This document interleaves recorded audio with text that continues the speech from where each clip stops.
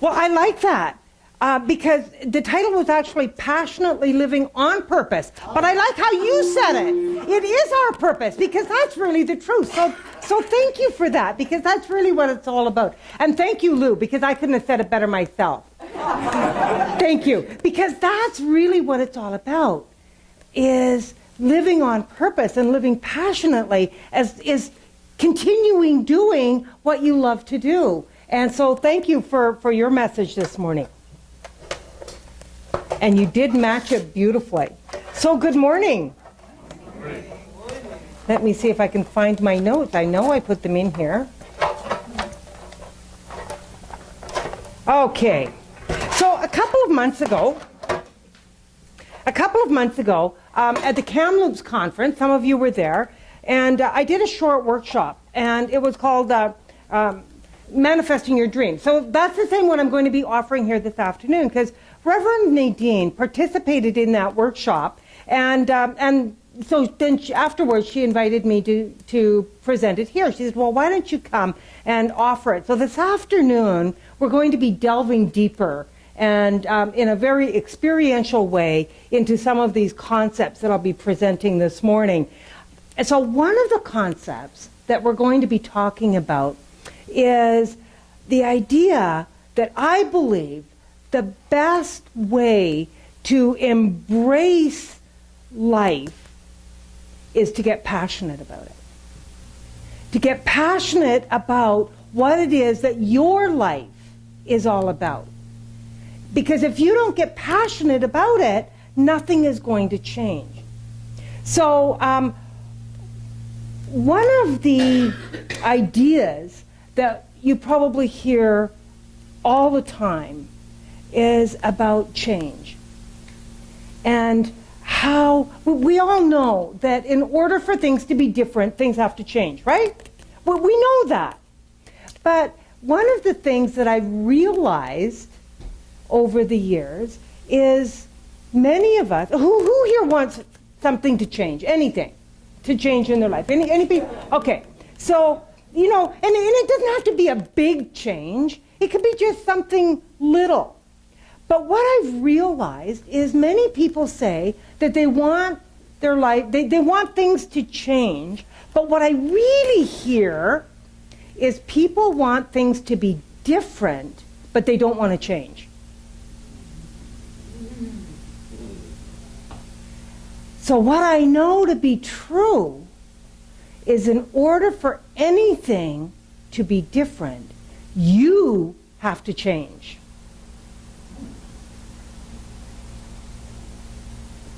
You cannot have it different and be the same at the same time. Can't happen.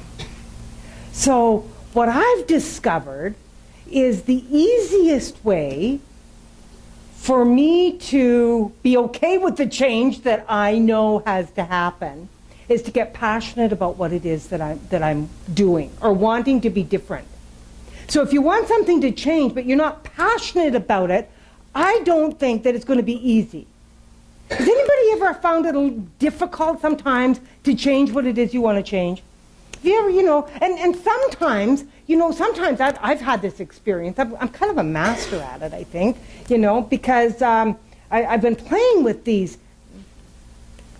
ideas for a really long time. So we say that we want something to be different. So I'm just, there's something to pop into my head that I want to change to be different. Okay, so I want to lose 5 pounds. Oh, there's a laugh. So how many people have gained and lost the same 5 pounds for years? Or 10, or however many that is. So we want it to be different. I mean, that's a really simple example. We want it to be different. We can do it, but we don't have lasting change. Have you experienced that? It's like you're having that same experience over and over and over again.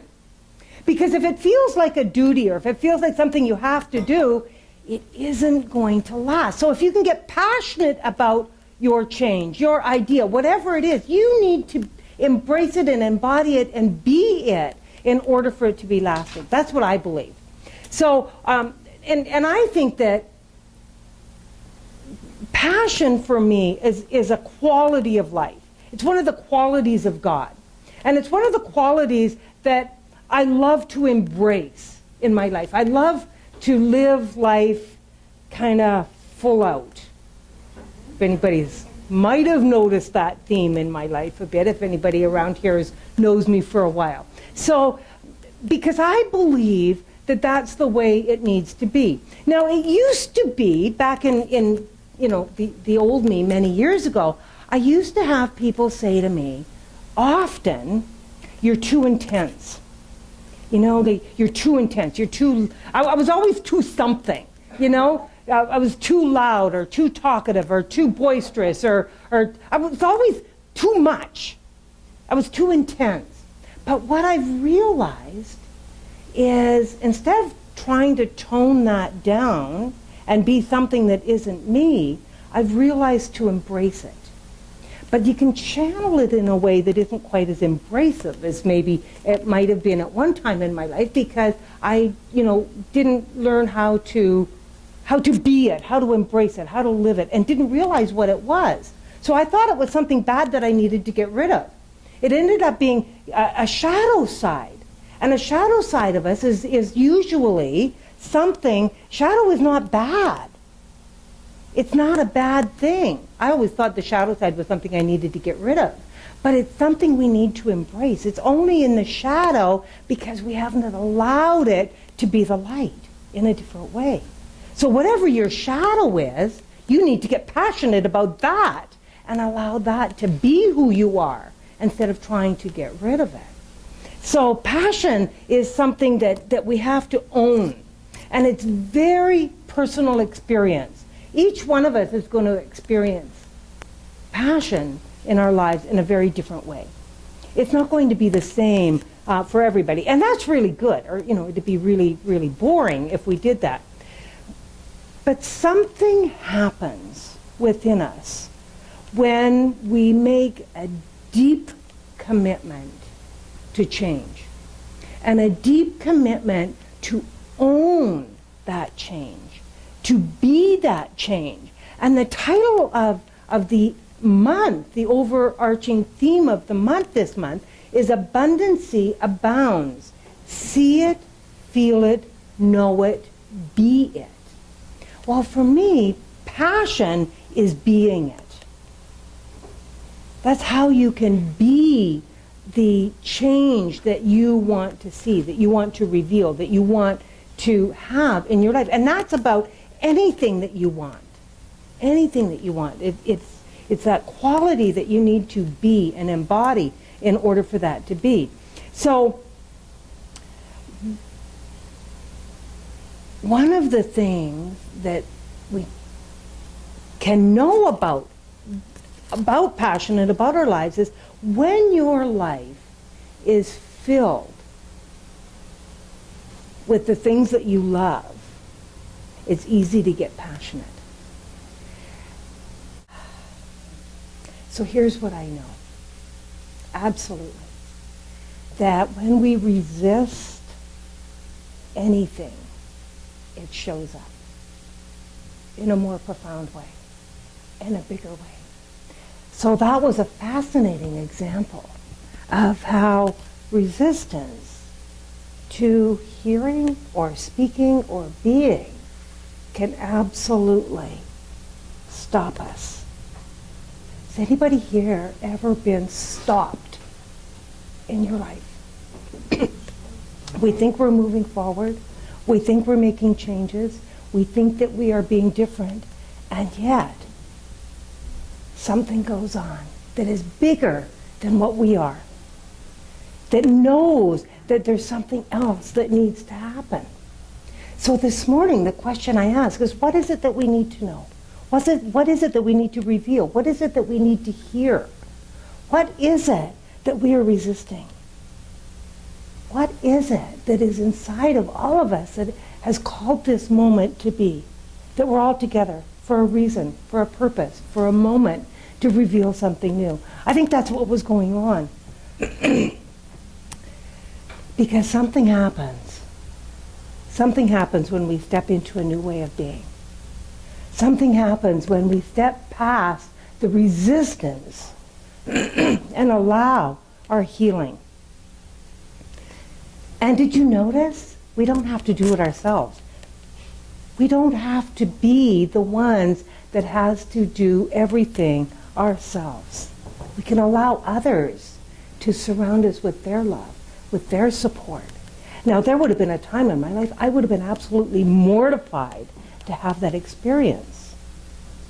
And yet, that's how I know that I've changed, because I didn't resist it. Just allowed it to be. Was it uncomfortable? Absolutely. Was it something that I wanted to happen? Not for a moment. And yet, the love and the support to move through our resistance can be profound when we allow it to happen. Because none of us are in a bubble. We're all here to share. We all have our beautiful gifts. Our beautiful gifts, our healing, our touch, our wisdom.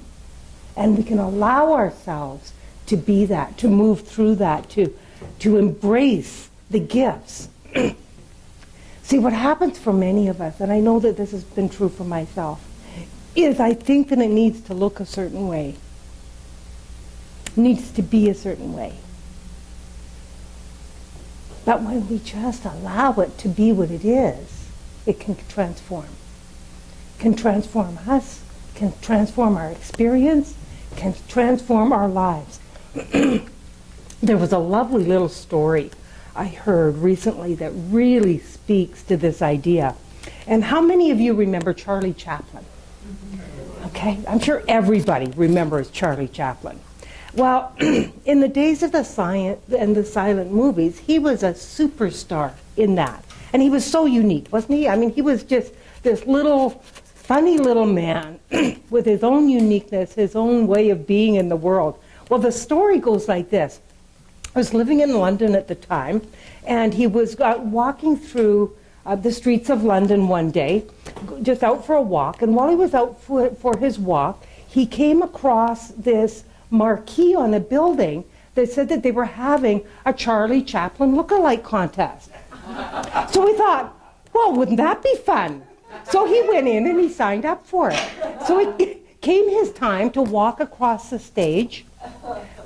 Well, he came in third. Isn't that great? He came in third for being himself. So, you know, we really think we know how it's supposed to look. Everybody else has a different idea of how it's supposed to look. And I love that story because, you know, we have an idea of the face we're showing to the world. We have an idea of what we think it needs to look like.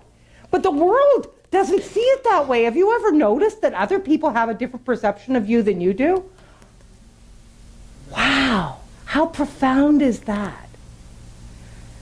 That often who it is that we're thinking that we're being in the world is not being perceived the way that we intend it to be, or the way that we think it is. So we need to commit to being who we have come here to be. That's what passionately living is all about. Is who have you come here to be? What is inside of you that wants to express that maybe you don't think is the way that you should be in the world? Maybe you've been told a story that who you are is different than who you want to be, but you've bought that story and think that's who you should be. Do you follow that? So you're being in the world what you think people expect you to be, and it isn't who you're called to be. It isn't the purpose, your purpose, as you said. Living passionately is our purpose. And if you are not behind yourself and passionate about who you're meant to be, then it's going to be flat. your life will be flat. Your experiences, you're not going to have that sense of fulfillment. And I know we've probably all experienced that to some degree in our lives, and in some area, or maybe at different times in our lives, in all areas of our life. That sense of just not, we could be just living full out, and people around us think, oh my God, you've got the best life. We look at somebody and we think, oh wow, I'd love to have their life. Isn't that great? They've got all of the toys and the best job and whatever it is that you think is successful. And yet, that person doesn't feel like they're a success. That person may not be feeling that you think you're seeing in the world. My father was a classic example of that. He was a very, very successful businessman. He'd had a grade 9 education, so he didn't have a lot of education, and he went on to, have this huge empire of, what he did in the world, and had all of the toys and, the beautiful wife and the family and everything from the outside. People thought, and his family thought, that he had everything. He committed suicide. On a scale of 1 to 10 of people that would do that, he wasn't on the scale. Because everybody from the outside would have said that he was an absolutely successful man. Obviously, he didn't feel that. Obviously, that wasn't who he really was. So that was the turning point, actually, in my life. That was the catalyst for me to begin to seek change and to look at every area of my life. Go like, what am I doing? What is this life? Why am I here? Why are we here? What is it all about? So that's what began my journey. And what I've realized is many things I've realized is if we are not feeling it in our own lives, it doesn't matter what anybody else thinks. It doesn't matter what anybody thinks that you should be doing if you aren't 100% passionate about the life that you're living. That's the only thing that matters, is how you feel about what you're doing. And so it is that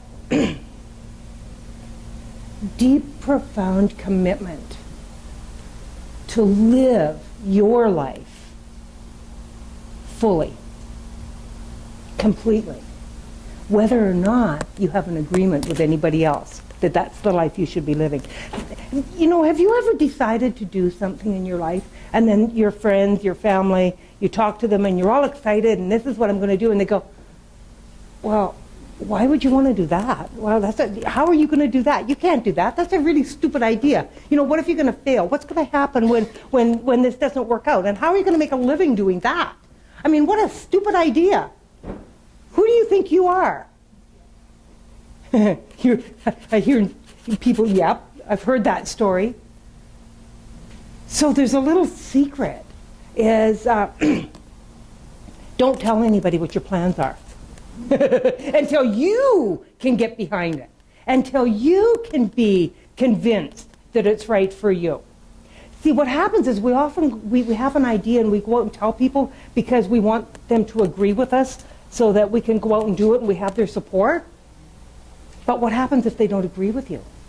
Then you stop and then you begin to believe them because you don't have the conviction of your own life. That's the passion I'm talking about. That's the life I'm talking about. That you are convinced of what it is that you're doing.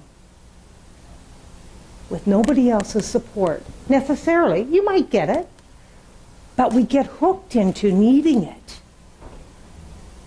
And we get hooked into trying to be what everybody else thinks it should look like. Can you imagine Charlie Chaplin if he all of a sudden decided that he needed to be what everybody else thought he should be? Wouldn't have been him. Wasn't him. The person that was number one wasn't him. So who is it that's number one in your life? Or are you the one that's coming in third in being you? I don't want to be the person that comes in third living my life. I want to be the one that's number one in living my life, because nobody else can live it the way you can live it. Nobody else has the unique set of gifts that you do. Every one of you, every one of us has our own unique set of gifts that I believe that we have come here to express in this world. Every one of us has a set of gifts that we were given as gifts to be that in the world. And most usually, those gifts show up when we're children. And then people tell us that, that that's not the way we should be. And so then we start to conform, and then we forget. So living your dream is about remembering who it is that you came here to be. Remembering to get passionate about that. I remember so clearly when, I shouldn't say when I decided to become a minister, because I didn't ever make that decision. It made me. It wasn't something I said, oh, well, I'm going to go do that when I grow up. Are you kidding me? No, it wasn't something I ever thought that I could even do. And there's a few people in this room that knew me through that whole process, so they can probably remember the way that was. I kind of came into it kicking and screaming. Like, me? Are you kidding? No, was not going to happen. It was not going to be me. I couldn't even imagine the possibility of that. At the time that I was going through classes, I was a single mom, had 4 kids, living on the edge of poverty most of the time, and thinking, like, how is that ever going to happen? I could not imagine how that would ever happen. It was never something that I visualized or thought about or dreamt about. It wasn't that kind of a dream, but it was a dream of something that lived inside of me, because I do remember being 5 years old and thinking that I was going to be a missionary. Had no idea what that was, because I wasn't raised religious. I didn't even know what a missionary was. But I remember having the dream. So I think that our passion is like that. I think that our purpose is like that. It's something that's inside of us that is always there. And when we recognize it and we begin to reveal it and we begin to live it and we begin to be it, that it is then becomes who we are in a bigger way in the world. We become more of who we are. So then we often have the idea, and Lou may be, as a musician, I know this is common with musicians, they think, well, how can I possibly be that and be supported? Have you ever noticed, like, artists and musicians often live a life of less than abundance? and ministers are the same way as well. We have this idea that in order to be a minister that you can't be rich and be a minister. Like, we have these ideas in our head.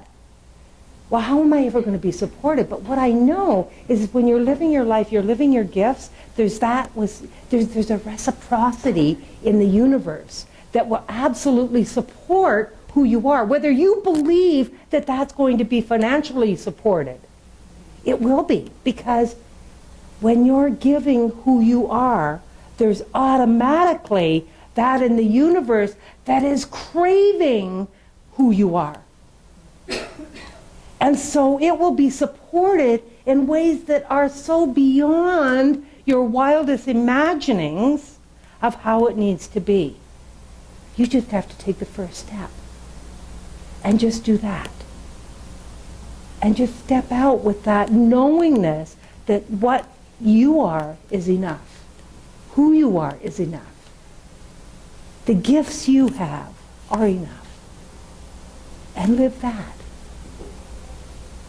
Get behind who you are. So there's a little tool that I like to use around this idea. And it's the idea about taking the notion that whatever it is that shows up in your life, that you accept it and you say yes to it. Everything. that shows up in your life shows up for a reason, just like the little coughing spree, and you just say, yes. Yes to the support, yes to the love, yes to the experience. And more than just saying yes, or I couldn't even speak, but more than just doing that, that to embrace the experience, not just sort of from a place of it's really all about surrender. And anybody here ever have a challenge with surrender? I had a huge challenge with surrender because I always had the idea that to surrender to an experience was like holding up a red flag and laying down and letting life trample all over me. That's what surrender looked like to me. But what I realized, what I've become to realize, that's not surrender. Not in the way that we talk about it. Surrender is more about just allowing it to be what it is without resisting it. And embracing the experience without saying that this is bad or wrong. So what you need to say in contrast to that is, God, this is great. For everything that shows up. This is a great experience. This is the perfect thing to be showing up right now. Whether or not you think that that is true, but to absolutely, instead of trying to resist it or push it away or say, no, this is bad, this is wrong, and then, because when we do that, we have a tendency to complain about it, and talk about it, and we build up a whole story about it. But if you don't build up your story about it, and you just say, God, this is a great experience. Whatever is happening right now is the perfect thing to be happening, and isn't this great? It can shift. So I want you to practice that for a minute, because I want you to do this, like just try it, an exercise, if you choose, for 21 days, because you've probably heard, they say 21 days is like the magic number. You do something for 21 days. It's not magic, it just becomes a habit. It takes you that long to break a habit, or to form a new habit. Actually, you're not going to break any habits, you're going to form a new one. So I want you to practice that for just a minute, just, play with me. Say, something happens, say, God, this is great. Okay, so try that. How does that feel? Come on, try it. God, this is great. Okay, like with a little more passion, okay? A little, really get behind it. Okay, because you need to practice that, because when something shows up that you don't like, you need to be able to say, God, this is great. Okay, so practice that. Hey, how did that feel? Oh, I kind of like that. It felt good. It didn't shift something inside of you. When you can say to whatever is showing up, God, this is great. Whatever it is, because something has happened. Whatever is. No use resisting it. It's there, and it's there for you, and it's there because it's great, because God is everywhere. You see, that's a spiritual principle that we talk about. But if that's true, and I believe it is absolutely true, that we are spiritual beings living in a spiritual universe governed by spiritual laws. Do you believe that's true? Yes. Right? I don't think you would be here if you didn't believe that was true. So if that is true, if we accept that that is true, then why would we resist whatever's showing up? If that were absolutely true, that means that everything that shows up is God. God, this is great. Because it's showing up for you.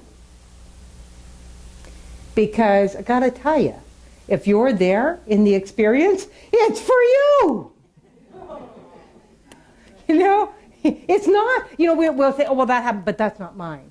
Yes, it is. You're there. If you're there, it's for you. So what is it for you? What is it for you? To embrace in everything that is happening. So if you can sort of start playing with that idea a bit in your life and start asking that question when things show up that you are not comfortable with, and trust me, they will. especially if you make the commitment to doing that, it's going to happen. And just play with it. Okay, what is for me? What is it I need to know? What is it that I need to reveal? What is it that I need to get passionate about right now? For absolutely everything that shows up. I can tell you, if you embrace that, it will change you in ways that you can't even imagine right now. Because there's a little saying that I like to teach in my classes is, often we resist change because we don't know where to start. Because there's so many things, it's like a domino. You just, which one do I choose to start with? But here's what I know. Start with one thing. Start with one thing. Because when one thing changes, everything changes. But if nothing changes, nothing changes. But you have to just start with one little thing to commit to being that. And it's going to have a ripple effect, just like the dominoes, with the rest of your life. Everything gets behind it. So if you want things to be different, just make a commitment to that one thing, to saying, God, this is great, to everything that shows up for the next 3 weeks and see. Just try it. Just it's a simple thing to try. Well, actually, it's a simple thing. Be careful with that, because I didn't necessarily say it was easy. And there's a big difference, because I know for many of us, many people that I've met over the years come into this teaching and they leave. Have you kind of noticed, like, sometimes it's like a revolving door? People are coming and they're going and they're coming and they're going. And it takes somebody with a lot of commitment and tenacity to actually stay. Because this is a profoundly simple teaching. Profoundly simple teaching. It really is. But it's also extremely difficult for most of us, and I include myself in that, to practice in our lives. Anybody here ever noticed that? The practice of it is not easy. But people think because it's simple it should be easy. So why isn't it easy? Why isn't it? I think it's not easy because we are basically creatures of habit. We just continue doing the things that we've always been doing the same way that we've been doing them. Even though we want a different result, we can see other people having different results, but we just continue doing what we're doing. Because I think we're basically lazy, actually. Well, I'll speak for myself. We don't want to take the effort that it's going to take to actually be different. To actually be different within yourself. To actually be that change that you want to see in your world. To live it, to be it.